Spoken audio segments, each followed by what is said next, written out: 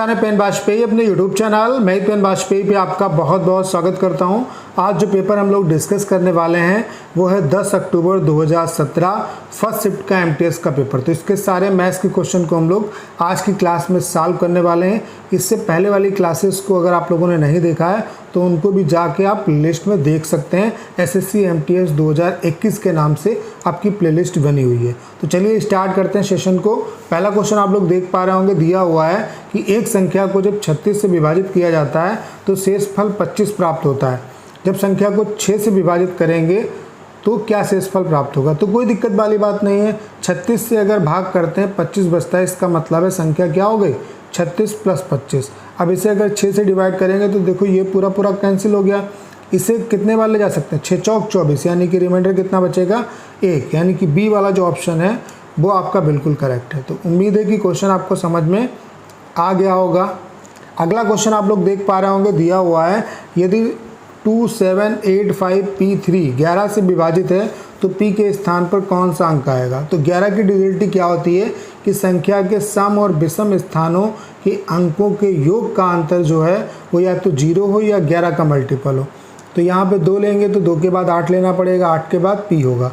तो 8 2 10 plus P आ गया, ठीक है। फिर अब एक चेंज करके फिर सीरीज लेंगे हम लोग तो 7 होगा, फिर 5 12, 12 और 3 कितना हुआ 15। अब देखो यहाँ पे 11 तो किसी भी कंडीशन से नहीं बन सकता है क्योंकि P की वैल्यू इतनी नहीं दी है ताकि हम 11 बना लें। तो अब क्या बनाएंगे 0। तो 10 में कितना जोड़ दें ताकि वो 15 बने और 15 से 15 घट के 0 आ जाए। तो 5 जोड़ना पड़ेगा, यानी कि बी वाला जो ऑप्शन है वो आपका बिल्कुल करेक्ट है।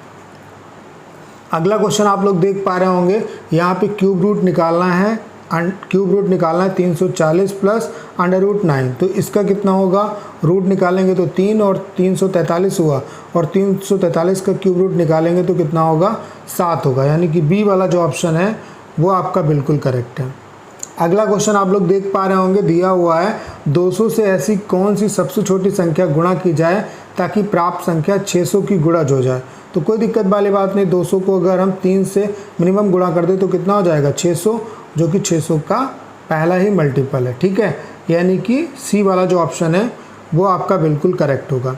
अगला क्वेश्चन आप लोग देख पा रहे होंगे, पूछा गया है कि 26 और 34 को अगर गुणा करें तो क्या आएगा। तो कोई दिक्कत वाली बात नहीं है। इसको क्या ले सकते हैं 30 - 4, और इसको लिख सकते हैं 30 + 4। आपने फार्मूला पढ़ा होगा a + b और a - b क्या होता है a² - b²। तो 30 का वर्ग करेंगे 900, 4 का वर्ग करेंगे 16, 900 में से 16 गया तो 884, यानी कि डी वाला जो ऑप्शन है वो आपका बिल्कुल करेक्ट है। अगला क्वेश्चन आप लोग देख पा रहे होंगे, यहाँ पे दिया हुआ है 4 की पावर 6 और 15 की पावर 10 के गुणनफल में कितने शून्य होंगे। देखो पहले इस चीज़ को कॉन्सेप्ट को समझो। जैसे अगर मैं कहूँ 2 की पावर 2 और 5 की पावर 3 तो कितने जीरो होंगे। देखो जीरो बनने के लिए 2 और 5 दोनों होने चाहिए, लेकिन जब 2 और 5 की जो वैल्यू है वो अलग अलग है तो जीरो किस बात पे डिपेंड करेंगे, जिसकी पावर कम होगी। जैसे यहाँ पे 5 की पावर तो 3 है लेकिन 2 पे पावर 2 है, इसका मतलब है जीरो कितने बनेंगे 2 ही बनेंगे। जैसे 5 पे पावर अगर 2 ले लें और 2 पे पावर 10 ले लें तो चाहे 2 पे पावर कितनी भी हो, अगर 5 पे पावर 2 है इसका मतलब है जीरो 2 ही बनेंगे। यानी कि जब पावर अगर इक्वल होगी तो जीरो उतने ही बनेंगे, लेकिन अगर पावर में बैलेंस नहीं है, अनइक्वल है, इसका मतलब है जो पावर कम होगी उतने ही जीरो आएंगे। ये बात समझ में आ गई। अब देखो 4 की पावर 6 का मतलब क्या होगा 2 पे पावर 12 और 15 पे पावर 10 है, यानी कि 5 पे पावर कितना होगा 10 होगा। अब देखो 5 पे पावर 10 है, 2 पे पावर 12, यानी कि जीरो कितने होंगे 10 होंगे। आपको समझ में आ गया होगा। ये वाला जो ऑप्शन है वो आपका बिल्कुल करेक्ट है। अगला क्वेश्चन आप लोग देख पा रहे होंगे, दिया हुआ है ए किसी कार्य को 20 दिन में कर सकता है, उसने 5 दिन तक कार्य किया, शेष कार्य बी ने 42 दिन में पूरा कर दिया, बी अकेले कार्य को कितने दिन में करेगा। देखो पूरे कार्य को बी 20 दिन में कर सकता है, 5 दिन में कितना काम कर लिया इसने 5/20, तो कितना हुआ 1/4, यानी कि 4 में से 1 काम हो गया तो बचा कितना 3/4, और इस काम को बी ने कितने दिन में किया 42 दिन में। तो 3 से काटेंगे 3 × 1 3 3 चौक 12, तो पूरे काम को बी कितने दिन में करेगा 14 चक्को 56, यानी कि ए वाला जो ऑप्शन है वो आपका बिल्कुल करेक्ट है। अगला क्वेश्चन आप लोग देख पा रहे होंगे, दिया हुआ है 3 नल ए, बी और सी किसी टंकी को क्रमशः 40, 48 और 60 घंटे में भर सकते हैं। यदि तीनों नल एक साथ खोल दिए जाते हैं तो सभी टंकी को कितनी देर में भर देंगे। तो कोई दिक्कत वाली बात नहीं है। ए जो है वो 40 घंटे में भरता है, बी जो है वो 48 घंटे में भरता है और सी जो है वो 60 घंटे में भरता है। तो इसका एलसीएम कितना हुआ 240। इससे डिवाइड करेंगे यानी कि 4 छंग कितना होता है 24, यानी कि 1 घंटे में 6 लड्डू इसने बनाए, इसने 5 लड्डू बनाए और इसने 4 लड्डू बनाए। तीनों जब चलेंगे तो 1 घंटे में लड्डू कितने बनेंगे 6, 4, 10, 5, 15। तो बनाने कितने लड्डू हैं 240। तो 240/15 करेंगे, 15 एकन 15 और 15 छक्का 90, यानी कितना आएगा 16। तो बी वाला जो ऑप्शन है वो आपका बिल्कुल करेक्ट है। अगला क्वेश्चन सिंपल है, मौखिक कर सकते हैं। यदि दो घनों की भुजाओं का अनुपात 4:9 है तो उनके आयतनों का अनुपात क्या होगा। इसका क्यूब कर दो तो 4 का क्यूब करेंगे कितना होगा 64 और 9 का क्यूब करेंगे 729, यानी कि ए वाला जो ऑप्शन है वो आपका बिल्कुल करेक्ट है। अगला क्वेश्चन आप लोग देख पा रहे होंगे, दिया हुआ है एक कुर्सी का अंकित मूल्य 900 रुपये है तथा उस पर 10% की छूट दी जाती है, तो विक्रय मूल्य क्या होगा। तो कोई दिक्कत वाली बात नहीं है। देखो एमआरपी पर डिस्काउंट देने के बाद जो प्राइस आता है वो क्या कहलाता है, एसपी कहलाता है। तो 900 रुपये की चीज़ पे 10% का डिस्काउंट दिया यानी कि 90% में बेच दिया, तो 9×9 = 81, यानी कि 810 रुपये होगा। मौखिक कर सकते हैं, मैं आपको समझाने के लिए बता रहा हूँ, बाकी क्वेश्चन आप मौखिक कर सकते हैं। जैसे ये भी क्वेश्चन मौखिक करने लायक है। एक वस्तु का अंकित मूल्य कितना है 550 है और ये ग्राहक को 495 रुपये में देता है, तो कितनी छूट दी 550 की चीज़ को 495 में बेचा, यानी कि 55 का डिस्काउंट दिया। डिस्काउंट हमेशा एमआरपी पे दिया जाता है, तो ये 100 पे कितना होगा 55.550 और ये 10 बढ़ जाएगा, यानी कि 10% होगा। तो ए वाला जो ऑप्शन है वो आपका बिल्कुल करेक्ट है। अगला क्वेश्चन आप लोग देख पा रहे होंगे, दिया हुआ है यदि 2/3 P बराबर 4/5 Q बराबर 3/2 R, तो PQR की वैल्यू क्या होगी। कोई दिक्कत वाली बात नहीं। P अनुपात Q अनुपात R अगर निकालें तो 2/3 को उधर लेके जाएंगे तो ये कितना हो जाएगा 3/2, 4/5 को उधर ले जाएंगे 5/4, 3/2 को उधर ले जाएंगे 2/3। अब नीचे वाले बेस को इक्वल कर दो तो 4 तियाँ 12 इसका एलसीएम हो गया। 12 बनाने के लिए इसको 6 से गुणा करना पड़ेगा, यानी कि 6 तियाँ 18 हो गया। इसको 3 से गुणा करना पड़ेगा, यानी कि 15 हो गया। इसको 4 से गुणा करना पड़ेगा, यानी कि 8 हो गया। तो 18, 15 और कितना होगा 8 होगा, यानी कि ए वाला जो ऑप्शन है वो आपका बिल्कुल करेक्ट है। अगला क्वेश्चन आप लोग देख पा रहे होंगे, दिया हुआ है यदि 3A बराबर 4B बराबर 12C तो A अनुपात B अनुपात C क्या होगा। कोई दिक्कत वाली बात नहीं है। देखो A की वैल्यू निकालनी है तो क्या करेंगे हम, इसको इसको गुणा कर देंगे, B और C वाले जो मल्टीपल है उनको गुणा करेंगे, तो 5 चौक कितना हुआ 48। B का निकालना है तो A और C वालों को गुणा कर दो, 12 तियाँ 36। C वाला निकालना है तो इनको आपस में गुणा कर दो, ये कितना होगा 12, 12 एकन 12, 12 तियाँ 36, 5 चौक 48, यानी कि अनुपात कितना होगा 4:3:1, यानी कि पहला वाला जो ऑप्शन है वो आपका बिल्कुल करेक्ट है। अगला क्वेश्चन आप लोग देख पा रहे होंगे, दिया हुआ है कि 20 संख्याओं का औसत 35 है। यदि 4 संख्याओं 24, 20, 21, 27 को हटा दिया जाए तो शेष संख्याओं का औसत क्या होगा। देखो 20 संख्याएं हैं, औसत कितना है 35, तो इनका सम कितना होगा 35 दूना 70, यानी कि 700 हो गया। फिर चारों संख्याओं का जो सम है वो घटा दो, कितना होगा। देखो 20, 20, 20 तो सभी में है, यानी कि 80 ये हो गया। और ये 7 और 1 कितना हुआ 8 और 8 4 12, यानी कितना 92 टोटल हो गया। तो 92 घटा दो इसमें से, 10 में से 2 गया तो कितना बचा 8, 9 में से 9 गया कितना बचा 0, 608 बचा। संख्याएं कितनी बची हैं आपकी 4 निकाल दी तो 16 संख्याएं बची। 16 से डिवाइड कर दो भाई, 16 से काटेंगे, 16 तियाँ 48, कितना बचा आपका 12 और 16 8 128, यानी कि 38 होगा। ए वाला जो ऑप्शन है वो आपका बिल्कुल करेक्ट है। अगला क्वेश्चन आप लोग देख पा रहे होंगे, दिया हुआ है एक वस्तु को 8% की हानि के बदले 5% के लाभ पर बेचने पर एक व्यक्ति को 260 रुपये अधिक प्राप्त होते हैं, वस्तु का क्रय मूल्य क्या होगा। कोई दिक्कत वाली बात नहीं है। देखो यहाँ पे लॉस हो रहा फिर प्रॉफिट में बेच रहा, तो लॉस और प्रॉफिट के बीच का डिफरेंस कैसे निकालेंगे, जब भी अपोजिट चीज़ें होती हैं तो डिफरेंस जोड़ के निकालते हैं। तो 8 5 कितना हो गया 13% की वैल्यू कितने के बराबर 260 के बराबर, 13 दूनी 26, 1% की वैल्यू 20 के बराबर, तो 100% की वैल्यू कितनी हो जाएगी 2000, यानी कि CP कितना होगा आपका 2000 होगा। बी वाला जो ऑप्शन है वो आपका बिल्कुल करेक्ट है। अगला क्वेश्चन आप लोग देख पा रहे होंगे, दिया हुआ है यदि लाभ 10% है तो क्रय मूल्य और विक्रय मूल्य का अनुपात क्या होगा। 10% की फ्रैक्शन क्या होती है, 1/10।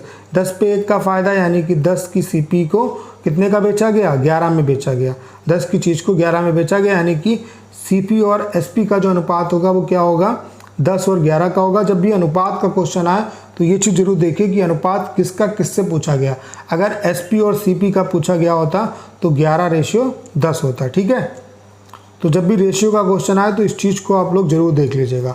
अगला क्वेश्चन आप लोग देख पा रहे होंगे, दिया हुआ है एक वस्तु की कीमत 20% कम हो जाती है तथा उसकी खपत 30% बढ़ जाती है तो वस्तु पर खर्च में कितने प्रतिशत की वृद्धि या कमी होगी। तो ये क्वेश्चन कैसे लगाएंगे, टोटल वृद्धि या कमी कैसे निकालते हैं, जब दो वैल्यू दी होती है m + n + -mn/100% से। तो 20% की पहले कमी हुई, फिर 30% की वृद्धि हो गई, यहाँ पे माइनस यहाँ पे प्लस, तो यहाँ पे क्या होगा, माइनस होगा। 20 × 30/100। क्लियर। तो यहाँ पे कितना हुआ, प्लस का 10% और ये कितना आएगा 6%। तो 10 में से 6 गया तो कितना बचा, 4। ये प्लस का है, इसका मतलब है 4% की क्या होगी, वृद्धि होगी। यानी कि सी वाला जो ऑप्शन है वो आपका बिल्कुल करेक्ट है। सेम उसी कॉन्सेप्ट पे क्वेश्चन ये भी है कि एक वस्तु की कीमत 30% कम हो जाती है तथा उसकी खपत 30% बढ़ जाती है तो वस्तु पर खर्च में कितने प्रतिशत की वृद्धि या कमी होगी।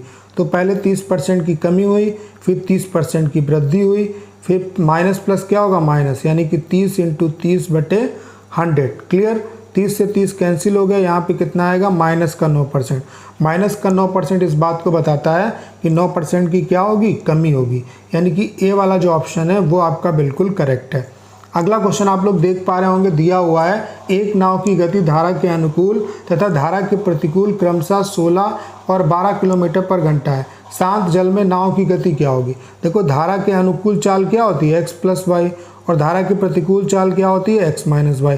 जब भी आपको a + b और a - b दिया हो तो अगर बड़ी वैल्यू निकालनी है तो दोनों को जोड़ के आधा कर दो, और छोटी वैल्यू निकालनी है तो दोनों को घटा के आधा कर दो। तो जल में नाव की चाल निकालनी है, यानी कि बड़ी वैल्यू निकालनी है, तो दोनों को जोड़ के आधा करोगे तो कितना आएगा, 16 12 28, 28 को आधा करेंगे तो कितना हो जाएगा, 14। यानी कि नाव की चाल होगी 14। अगर धारा की चाल पूछी होती तो 16 - 12 यानी कितना हुआ, 4। 4/2 करेंगे तो कितना आएगा, 2 आएगा। यानी कि सी वाला जो ऑप्शन है वो आपका बिल्कुल करेक्ट है। अगला क्वेश्चन आप लोग देख पा रहे होंगे, दिया हुआ है एक व्यक्ति यात्रा के 3 घंटे 100 किलोमीटर/घंटा की गति से तथा शेष 2 घंटे 120 किलोमीटर/घंटा की गति से तय करता है, संपूर्ण यात्रा की औसत गति क्या होगी। अब देखो, यहाँ पे चाल जो है वो डिफरेंट है, तो यहाँ पे क्या होगा, जो औसत चाल है वो कुल दूरी बटे कुल समय के कॉन्सेप्ट से लगाएंगे।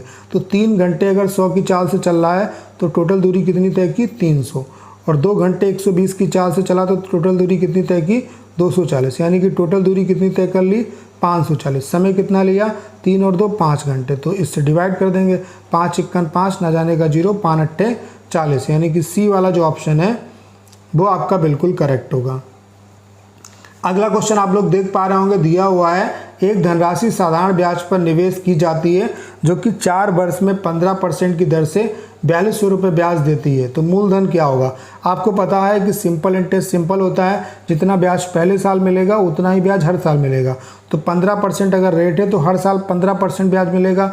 तो 4 साल में कितना ब्याज मिला, 15 चक्कू 60%। लेकिन क्वेश्चन में कितना मिल रहा है, 4200। यानी कि 60% की जो वैल्यू है वो 4200 के बराबर है। तो 6 सत्ते 42, 1% की वैल्यू कितने के बराबर, 700 के बराबर। तो 100% की वैल्यू जो होगी वो कितने के बराबर होगी, यहाँ पे कितना आएगा, 70 होगा, 70 के बराबर आएगा, क्योंकि 1 0 से 1 0 कैंसिल हो गया। तो 100% की वैल्यू कितनी होगी, 7000 होगी। यानी कि ए वाला जो ऑप्शन है वो आपका बिल्कुल करेक्ट है। अगला क्वेश्चन आप लोग ग्राफ का है, देख पा रहे होंगे। पहला क्वेश्चन देखो, यहाँ पे दिया हुआ है, नीचे दिया गया दंड चित्र में 2009 से 2015 तक कंपनी पी की बिक्री को दर्शाया गया है। तो पहला क्वेश्चन आपसे पूछा गया है, वर्ष 2010 से 2014 तक बिक्री में कितने प्रतिशत परिवर्तन हुआ। तो 2010 में बिक्री कितनी है, 300 की। 2014 में कितनी है, 350 की। तो कितनी बढ़ी, 50 बढ़ी। किस में, 300 में। तो 100 में कितनी वृद्धि होगी, 0 से 0 कैंसिल हो जाएगा आपका, 2 0 से 2 0 कैंसिल हो जाएगा। 3 से काटेंगे, 3 × 1 3, फिर तिछाक 18, पॉइंट लगाया, तिछाक 18, तिछाक 18, यानी कि 16.67। सी वाला जो ऑप्शन है वो आपका बिल्कुल करेक्ट है। अगला पूछा गया है वर्ष 2009 से वर्ष 2013 तक औसत बिक्री कितनी है। तो 2009 से 2013 तक औसत बिक्री निकालनी है, तो जोड़ लो भाई। 2009 में कितनी है 200 प्लस 300 कितना हुआ 500, 500 और 4 कितना हुआ 900, 900 9 3 12, 1230 हुआ, 1230 और 450 कितना हुआ 1230 और 450 1680। क्लियर। और टोटल कितने साल हुए 1 2 3 4 5, 5 से डिवाइड कर दो, 5 3 15, 5 3 15 और 5 छक्का 30, यानी कि 336 आएगा। अगला कितने वर्षों में बिक्री वर्ष 2012 से अधिक है। तो 2012 में बिक्री कितनी है 330, तो कितने साल 330 से अधिक है, एक ये है 400, एक हुआ फिर 2 हुआ फिर 3 हुआ फिर 4, यानी कि टोटल 4 साल इससे अधिक है। तो सी वाला जो ऑप्शन है वो आपका बिल्कुल करेक्ट है। तो उम्मीद है कि अगर आपने क्लास को अंत तक देखा होगा तो जो भी क्वेश्चन मैंने आपको डिस्कस कराया वो आपको अच्छे तरीके से समझ में आए होंगे। आपको करना क्या है, इस क्लास को ज़्यादा से ज़्यादा शेयर करना है ताकि ज़्यादातर लोगों तक ये क्लास पहुंच सके। उसके अलावा अगर आप चैनल पर नए हैं और आपने अभी तक इसे सब्सक्राइब नहीं किया है तो प्लीज़ चैनल को सब्सक्राइब करना मत भूलिएगा।